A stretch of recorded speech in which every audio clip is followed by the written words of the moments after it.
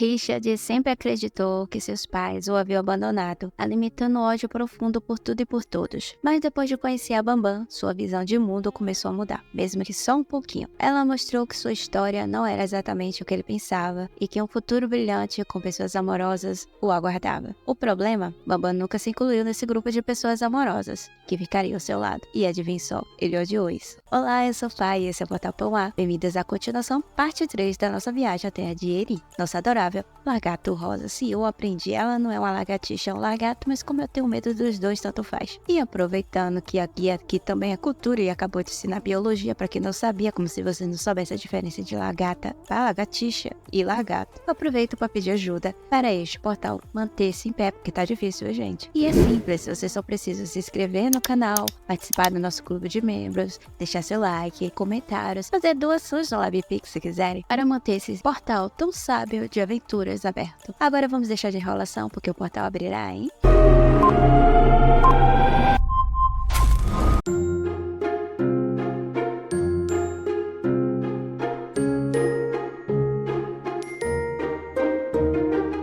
Erin contou a verdade sobre a família de Richard, e o coitado agora temia que ela o abandonasse se ele decidisse ir atrás deles. Erin não disse nem sim nem que não, apenas que não poderia ficar com ele porque tinha assuntos pendentes. Afinal, alimentar ainda mais a obsessão desse menino não ia ajudar, né? Ele é fofo? É. Mas preocupante também? Sim. As coisas pioraram para Erin quando Lucille, ao escutar os gritos de fúria e súplica de Richard do lado de fora, ficou preocupado. Quando ele entrou para ver o que estava acontecendo, encontrou o quarto completamente destruído e Erin sendo segurada de um jeito estranho pelo pequeno mago. Lucille, claro, entendeu tudo errado e correu para salvar sua mestra do vilão que supostamente a atacava. Richard, é claro, ficou ofendidíssimo. Quem era esse garoto estranho que pensa que pode entrar no quarto deles, acusá-lo de ferir Bambam e ainda ficar chamando ela de mestra? Enquanto os dois brigavam, Erin era sacudida de um lado para o outro, porque, ninguém escutava ela. Mas não foi a confusão que a derrotou, foi a fome. Ela estava tão faminta que quase desmaiou na frente dos dois. Depois de finalmente se alimentarem, eles começaram a arrumar a bagunça do quarto. Enquanto Lucille e Erin conversavam, ele pediu para que ela tirasse a capa que estava usando o tempo inteiro. Erin viu nisso a oportunidade perfeita para confirmar sua suspeita. Seria ele realmente o personagem Lucille da novela, o futuro sumo sacerdote?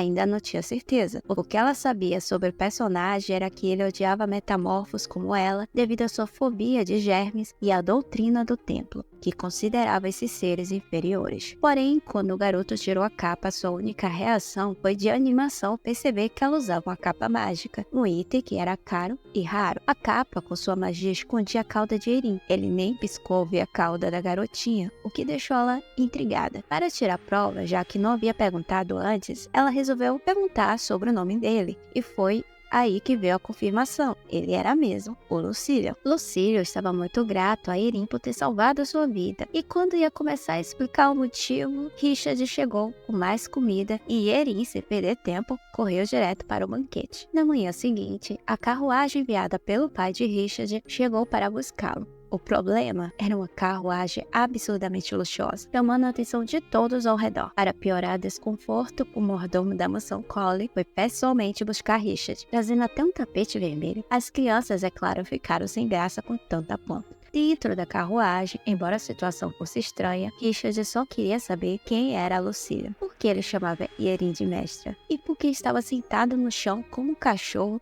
em vez de usar a poltrona. Para provocar ainda mais, Lucille, todo debochado, ainda latiu para ele, totalmente fora da caixinha. Antes de partir, Erin deixou uma carta para Albio, informando que havia encontrado os pais de Richard, passando o endereço da família Collie e pedindo desculpas pela conta do hotel. Coitado do Albio, quando chega lá e vê a fortuna que eles gastaram... Ao chegar à mansão dos Collie, Richard e os outros foram recebidos por uma multidão de empregados que já estavam chamando Richard de jovem mestre. Quando Richard finalmente foi apresentado a seu pai, ficou óbvio que ele era seu filho. Os dois eram idênticos e Richard usava outra parte do conjunto de brincos da família. O pai, aliviado por reencontrá-lo, correu para abraçá-lo. Mas, claro, nosso pequeno e ressentido mago não estava tão pronto assim para aceitar. Ele disse ao pai que não seria fácil perdoá-lo, pois havia sofrido muito durante todos aqueles anos. O pai, com um tom de pesar, pediu desculpas e garantiu que ele e sua mãe nunca o abandonaram. Queria conversar a sós com Richard para poder explicar tudo. Só que Richard não queria se afastar de Erin, com medo de que ela fosse embora. E para piorar, Erin também estava apreensiva com a aura ameaçadora que o pai de Richard lançava em sua direção, claramente dizendo: se meu filho chorar, você vai se ver comigo. Agora sabemos de onde Richard herdou essa personalidade intensa, né? Sem muita escolha, Erin concordou ficar. No escritório, o Duque começou a explicar ao filho como passou os anos incansáveis tentando encontrá-lo e como destruiu todos os envolvidos no sequestro sem a menor piedade. Após detalhar com gosto como exterminou os responsáveis na frente de 3 crianças, Erin pensou que, no mínimo, Richard ficaria traumatizado com o pai. Mas, para sua surpresa e preocupação, o garoto, mostrando que a família não batia bem da cabeça, ficou animado e disse que da próxima vez queria participar. Sinal de alerta? Sim. O Duque então pediu para falar sós com Erin. Foi uma verdadeira batalha, já que Richard não queria se separar dela. Mas no fim o Duque conseguiu fazer o garoto esperar do lado de fora. A sós, ele quis saber onde Erin conheceu seu filho. Ao ouvir que foi em um orfanato, o Duque já estava pronto para sair e fazer justiça com as próprias mãos, imaginando que Richard havia sofrido muito lá. Afinal, crianças sem magia tendiam a maltratar as que tinham, e ele sabia o quanto isso podia doer. Mas Erin rapidamente acalmou os ânimos ao dizer que Richard tinha Albion, o diretor do orfanato, que cuidou dele como um pai e protegeu dessas situações. O Duque, com sua mente ligeiramente perturbada, se acalmou e com isso a vida de Albion e o futuro do orfanato foram poupados. Como forma de agradecimento, o Duque ofereceu a Erin uma recompensa e pediu que ela escolhesse o que quisesse. Erin nunca tinha pensado em pedir nada em troca, já que tinha dinheiro suficiente, embora no momento não pudesse sacar. Então aproveitou a oportunidade e resolveu pedir uma casinha de madeira na capital, para ficar perto de onde os rolos da nova iria desenrolar. Mas o Duque, insensível como só ele, foi de vinho fino a água suja no minuto que o filho saiu da sala. Ele já foi com um ar bem arrogante, dizendo que aquele pedido era impossível, porque Erin era uma metamorfo. Mesmo que ela estivesse usando aquela capa mágica que escondia sua cauda, ele, como mago, podia sentir a magia dela. Além disso, existia uma política rígida na capital imperial, que metamorfos só poderiam viver sob a tutela de um proprietário ou família, basicamente como pets. E como Erin não tinha dono, o melhor que ela poderia fazer era voltar para sua própria espécie. Quando ele perguntou a que espécie ela pertencia, Erin respondeu que era largato. O Duque, confuso, disse que ela não parecia nem de longe com eles. Ela não tinha os olhos igual, nem a cor da pele era igual. Mas já que ela afirmava ser um largato, que voltasse para eles. No entanto, ele também fez uma proposta diferente. Erin poderia ser adotada como irmã de Richard e assim teria uma boa vida, o que, segundo ele, era uma grande oportunidade para alguém como ela, que era uma metamorfo de orfanato. Agora, sejamos sinceros, o filho dele já não bate bem das ideias, e sendo criado por um pai como esse, o futuro de Richard não me parece promissor. Erin, querida, meu conselho, fuja dessa gente o quanto antes. Enquanto isso, pelas ruas da capital, um jovem chamado Enoch vagava à procura das guloseimas favoritas de sua noiva Lilian. O que ele não sabia era que estava sendo observado por pessoas que planejavam capturá-lo. Voltando ao Duque Colin, ele não conseguia parar de pensar na conversa que ele teve com Erin e no fato dela não ter dado uma resposta direta sobre a doação, mas ela ficou de pensar. Na cabeça dele, sua oferta para um metamorfo abandonado era excelente, mas Erin não parecia nem um pouco empolgada. Não havia aquele brilho nos olhos. Ele começou a imaginar o que poderia ter acontecido na vida dela para que ela fosse tão madura para a sua idade. Na mente dele,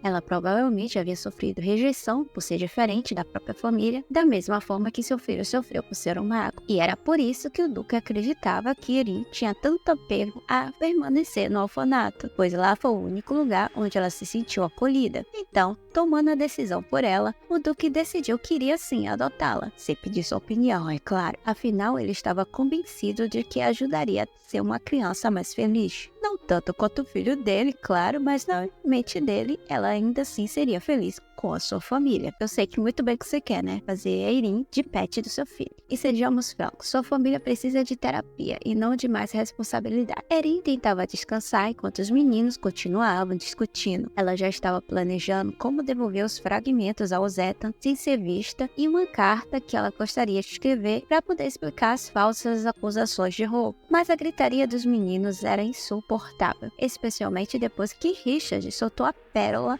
de que se casaria com ela para que assim eles pudessem ser uma família para sempre. Depois desse absurdo, Erin decidiu dar uma volta sozinha, deixando os dois para trás. Ela se preparou para sair e comprar os materiais necessários para enviar uma carta e os fragmentos para o Zed. Algo que ela podia facilmente conseguir na mansão se pedisse, mas vamos seguir o roteiro, né? Assim que saiu da mansão, os dois capangas que estavam atrás do Enoch a viram. A mulher mais velha percebeu que Erin tinha magia, que ela era uma metamorfa rara, e ficaram interessados em capturá-la. Enquanto isso, Albel estava se preparando para participar do leilão que fazia parte de sua missão. No caminho, pensava em Erin, como aquela metamorfa diferente apareceu no orfanato, do nada, escrevia e falava tão bem, pois ele recebeu a carta dela e estava muito assustado como ela escrevia de uma forma muito boa para uma pessoa que não havia recebido educação formal. Ele achava que a história dela era um mistério, ainda mais porque em pouco tempo ela fez o que ele tentava há anos, encontrar a família de Richard. Estranho, não? Mas ele deixou aquela reflexão para depois, pois sua missão estava prestes a começar. Então ele colocou sua máscara e seguiu em frente. O leilão subterrâneo era um local infame, onde não só produtos roubados eram vendidos, mas também humanos e metamorfos. Era tão grande que até o imperador sabia da existência, mas aparentemente não tinha poder suficiente para acabar com aquilo. Usando seu ingresso VIP, Albel teve acesso às mercadorias antes de serem leiloadas. Sua intenção era comprar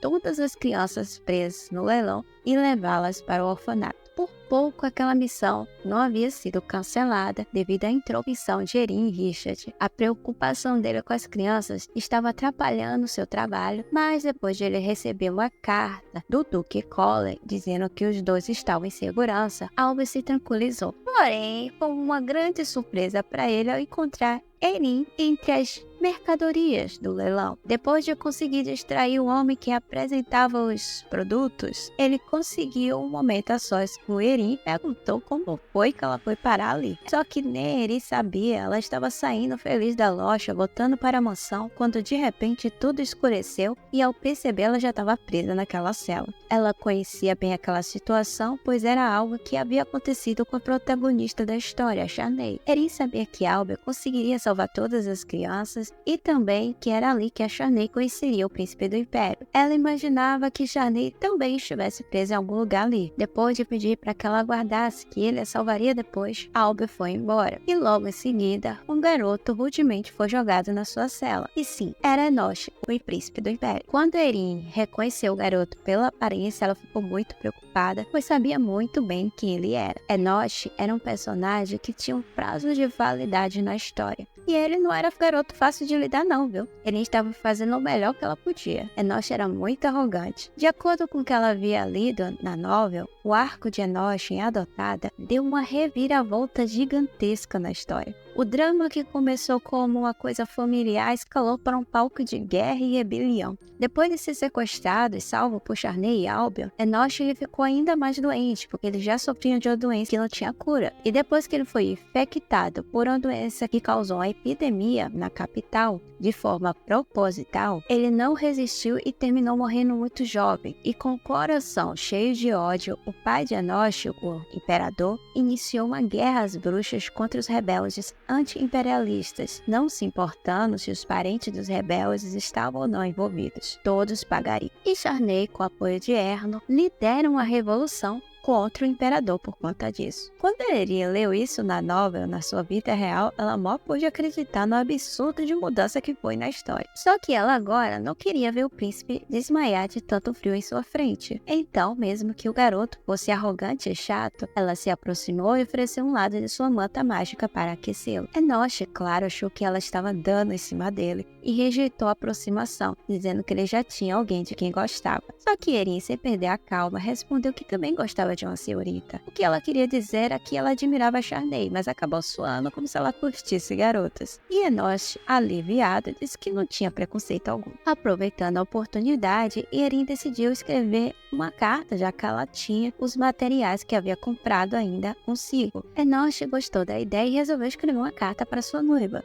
explicando que sentia que aquela noite seria a sua última, já que sua condição de saúde havia piorado. Enquanto isso, lá na mansão Colley, todos estavam em pânico com o desaparecimento de Erin. Richard não parava de chorar, o Duque estava desesperado, o filho estava desesperado, e Lucílio rezava fervorosamente a seu Deus. Na carta de Erin, ela incluiu os fragmentos que deveriam ser enviados ao Zeta, junto com a receita para o remédio que curaria a epidemia. Esse remédio havia sido descoberto pelo seu irmão, Callan Ethan, e graças à descoberta dele, todas as pessoas do reino seriam salvas, evitando a extinção do país. No entanto, mesmo com a cura, a Revolução de Charney ainda aconteceria na história. E Erin estava em conflito, tentando decidir se ela deveria ou não evitar a tragédia maior, usando as informações que ela sabia da Nobel, antes dos personagens descobrirem por conta própria. Afinal, se ela passasse a receita da cura agora para seu irmão poder fazer, iria alterar o fato que ele deveria descobrir isso em determinado tempo e fazê-lo sozinho. E isso com certeza iria mudar o futuro.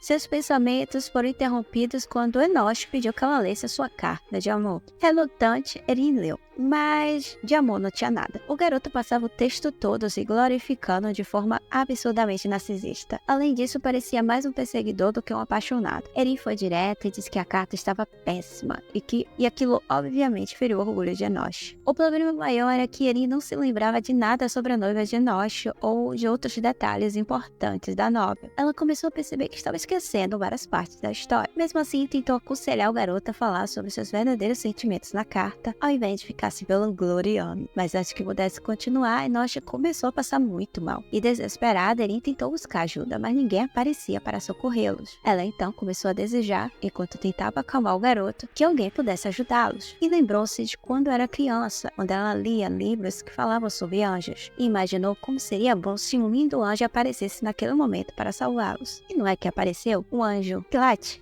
Lucílio, de forma angelical, conseguiu encontrá-los. O leilão finalmente começou e quem estava lá procurando por uma filha desaparecida? Sim, o Erlo. E o mais curioso é que as pessoas do leilão reconheciam os outros pelas máscaras. Isso me faz questionar se até costuma frequentar esses eventos para ser reconhecido por sua máscara de dragão. Estranho isso, hein, Eta? Muito estranho. Enquanto isso, Enoch estava piorando. Ele terminou desmaiando e, inconsciente, começou a imaginar um momento que ele foi apresentado à sua futura esposa, a Lilian. Ele achava injusto casar uma menina saudável com um garoto que já sabiam que morreria cedo. Porém, no dia do noivado, ao ver como Lilian era linda, ele não pôde deixar de se emocionar, mesmo sabendo que seu tempo estava se esgotando. Quando ele recobrou a consciência, Enoch percebeu que estava sendo carregado por um garoto que nunca tinha visto. E, furioso, começou a se exaltar. Mas Erin o interrompeu, explicando que aquele era Lucílio que estava ajudando eles a fugirem. Inclusive, tinha prestado os primeiros socorros para ele, usando cura. Sentindo-se um pouco melhor, Enoch preferiu caminhar com seus próprios pés a ficar sendo carregados por Lucílio. Eles perceberam que a sua fuga seria um pouco difícil, já que o leilão havia começado, o que significava que eles precisariam ter ainda mais cuidado ao escapar. E na tentativa de fuga, eles acabaram passando pelos bastidores do palco, onde estavam sendo exibidos os itens do leilão. Enoch, claro, não gostou nem um pouco de ver a si mesmo ser apresentado no leilão como mercadoria. Erin também foi exibida de uma forma que gerasse interesse de venda, dizendo que ela era metamorfa rara. E foi nesse momento que ela avistou uma figura usando uma máscara de dragão. E na novela, ela sabia que o único que usava essa máscara era Erno. Ela então entrou em pânico ao pensar que ele havia encontrado seu paradeiro e estava ali para buscá-la. Com a ajuda de Lucílio, eles conseguiram escapar para fora do prédio enorme. E Enoch, curioso, queria saber quem era o garoto que havia salvado eles. E Lucílio se apresentou com seu jeito todo peculiar. Aproveitando as habilidades do garoto, Erin perguntou se ele poderia voltar ao salão e entregar suas duas cartas. cartas em seu lugar, uma para o cara com a máscara de lobo e outra para o cara com a máscara do dragão. E Lucila aceitou, mas pediu um abraço apertado em troca. Sim, ele é meio esquisito? É, mas eu shippo ele com ela. Ele é menos maluco. Qual o problema? Ele é solante. Antes de partir, Lucila comentou que talvez Erin não fosse um largato. E com um toque mágico, criou uma barreira que os impediria de serem vistos desde que eles não saíssem de dentro dela ou fizessem barulho, e então desapareceu para entregar as cartas. Erin ficou ali com Enoch intrigada sobre o lance de ela não ser um largato. Se ela não é um largato, que ela era então? Mas não teve muito tempo para pensar nisso. Os funcionários do leilão estavam procurando por eles, mas não conseguiam vê-los por conta da barreira.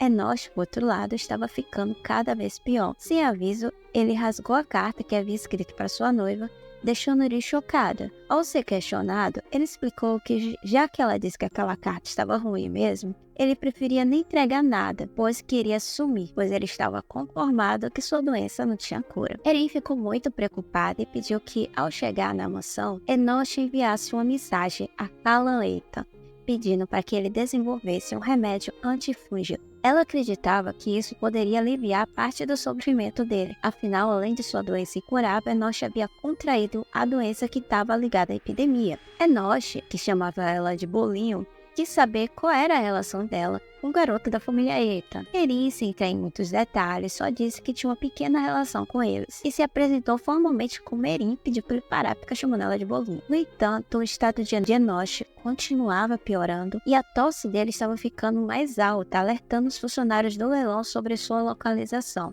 Desesperada, Erin mentalmente pediu ajuda de Lucille, que apareceu na hora certa. Lucille estabilizou a condição do príncipe, mas ele ainda precisava de ajuda médica. A situação estava ficando complicada, com muita gente à procura deles. Sabendo que Lucille podia se teletransportar, Erin implorou que ele levasse primeiro o príncipe para o palácio, para que ele recebesse cuidados e depois voltasse para buscá-la. Embora muito relutante, Lucila aceitou, carregando Enoch como se fosse um saco de batatas. Sério, essa criança deve malhar muito, né, para aguentar um menino desse tamanho. Será que é creatina? Com Enoch a caminho da ajuda médica, Erin ficou ali temendo o que aconteceria após o príncipe pedir a criação do remédio para seu irmão Callan. Ela sabia que estava alterando os eventos da história, o que a deixava ansiosa. Afinal, viver sem saber o dia da manhã não é fácil, né? Nós que digamos. De repente, ela ouviu alguns passos. Tentou ficar em silêncio para não ser descoberta, mas não adiantou. Era a Erno, e logo soube que ela estava por ali. Erno tinha ido ao leilão como sua última tentativa de encontrá-la. Estava profundamente preocupado e até o mordomo sentiu pena ao vê-lo naquele estado, pois lembrava a última vez que havia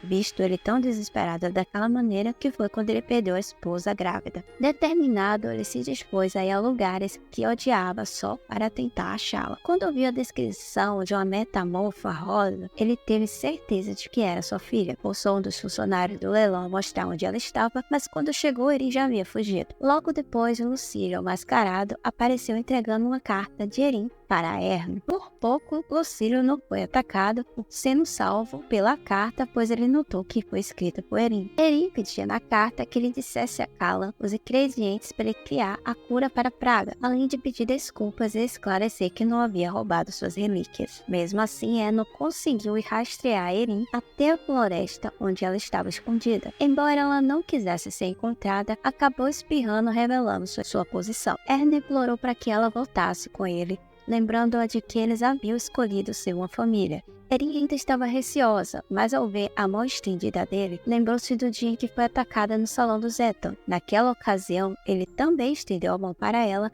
mas ela havia interpretado errado. Ainda com medo de que fosse tudo uma atuação, Erin confrontou Erno sobre seu comportamento de abandonar os outros quando se entediava. Ele admitiu que já havia pensado assim, mas tudo mudou quando teve um ataque de loucura e todos se afastaram dele, exceto ela, que tentou salvá-lo. Desde então, ele escolheu ser o pai dela. Erno ainda explicou, quando ela usou que ele tinha medo de lagartos, que ele não tinha medo desses animais, ele até considerava lagartos seus animais favoritos e não se importava com o tipo de espécie que ela era. Ele lamentou muito que ela não tivesse confiança para contar a verdade para ele, reconhecendo que isso era culpa dele por não ser um pai confiável. Ele estava tão receosa, mencionando que tinha muitos segredos, mas Erno garantiu que nada daquilo que me importava. Ele prometeu cuidar de tudo por ela nos bastidores, que ela poderia decidir o que quisesse, que ele estaria ali sempre do seu lado. Finalmente, ela aceitou voltar para casa com ele. Assim que foi pega nos braços pelo pai, Erin terminou adormecendo. Erno então ordenou que seu grupo de elite, os Teren, que estão sempre escondidos por ali, que parece mais um Ambu de elite,